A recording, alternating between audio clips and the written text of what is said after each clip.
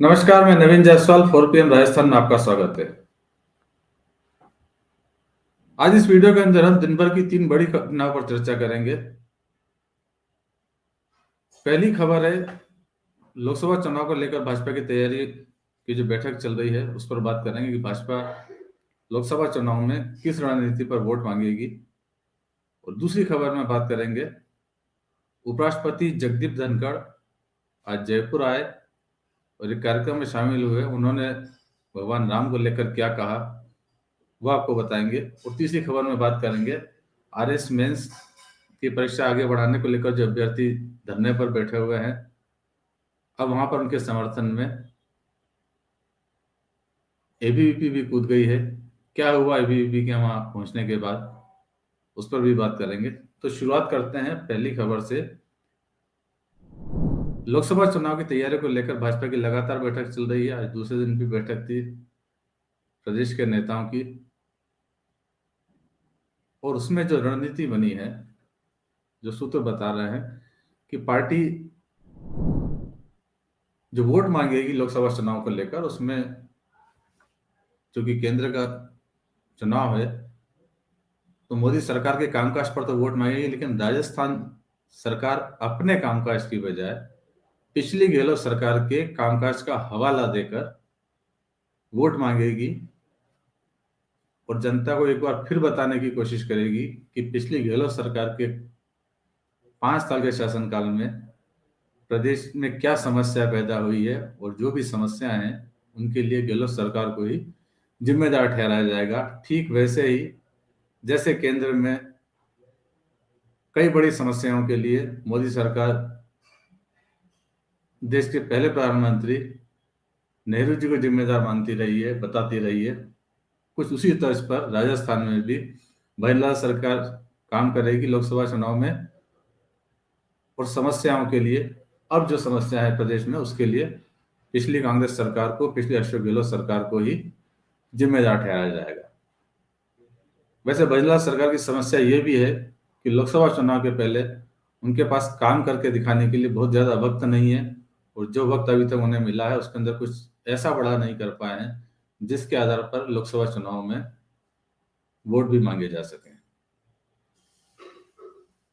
पहले मुख्यमंत्री का चुनाव लेट हुआ, उसके बाद मंत्रिमंडल लेट बना, उसके बाद मंत्रियों के विभागों का वितरण इतना लेट हुआ कि सरकार 100 दिन की कार्य योजना बनाने की बात तो कर रही, लेकिन 100 दिन की कार्य योजना बनाते बनाते लोकसभा चुनाव के आदर्श आचार संहिता लग जाएगी और सरकार के पास इस बीच में अभी योजना को लागू करने लायक समय नहीं बचा है। तो स्वाभाविक है कि जब भजनलाल सरकार अपने कामकाज के आधार पर वोट नहीं मांग पाएगी तो उसे वही करना होगा, समस्याओं के लिए पिछली सरकार को ही जिम्मेदार ठहराना होगा।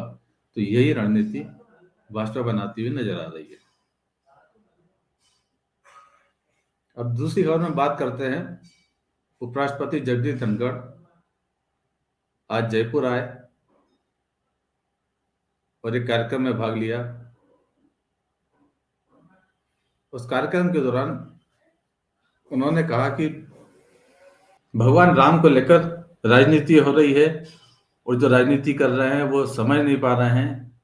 भगवान राम का जिक्र संविधान में भी है, और जो राम को नहीं मान रहे हैं वो संविधान का अपमान करते हैं। समाज को जोड़ना हमारा कर्तव्य है। समाज को हम इस तरीके से नहीं बांट सकते। राष्ट्र हित सर्वोपरि हित है, राजनीति के चश्मे से नहीं देखा जा सकता। हाल ही में आपको बताता हूं, मुझे राम मंदिर के संबंध में निमंत्रण मिला, तो मुझे वहां कहना पड़ा सार्वजनिक रूप से कि राम की कल्पना, राम राज्य की कल्पना भारत के संविधान में निहित है। संविधान के निर्माताओं ने इसको पराकाष्ठा पर रखा है।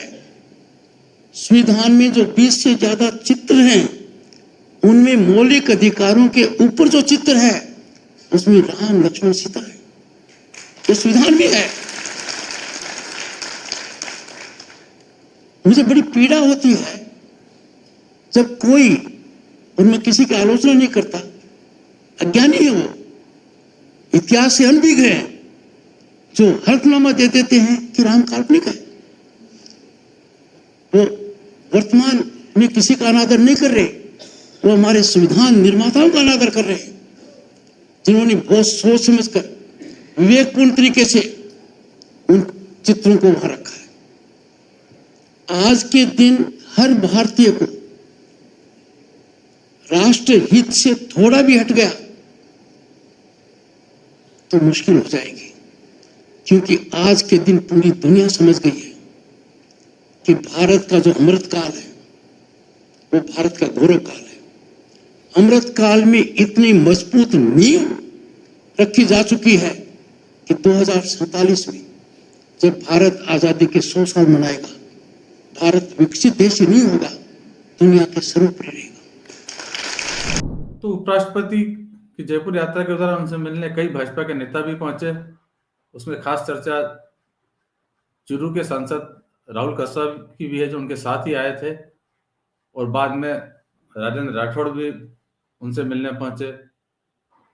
राजेंद्र राठौड़ और राहुल कसवा के बीच भारी अदावत है। विधानसभा चुनाव के अंदर राठौड़ ये मानते रहे कि उनकी हार का कारण राहुल कसवा रहे हैं।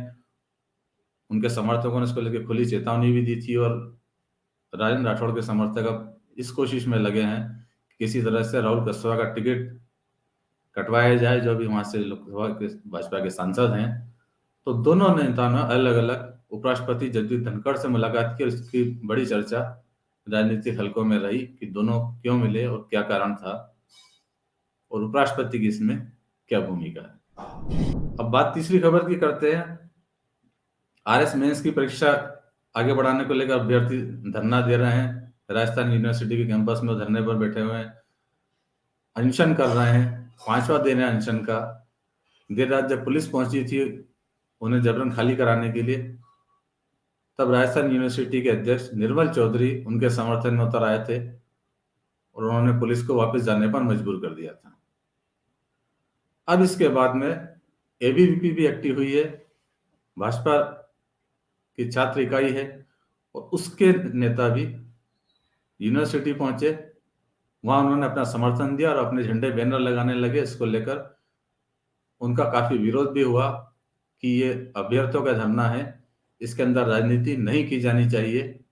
यहाँ तक कि उन्हें झंडे बैनर निकालने को भी कहा गया।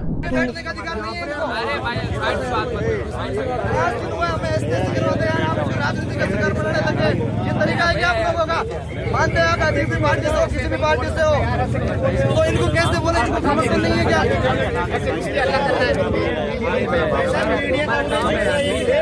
मैं आपसे एक ही अपील करूंगा, आप बैठो, समर्थन करो, हमें कोई दिक्कत नहीं है, लेकिन ये झंडे और फीते उतार दो।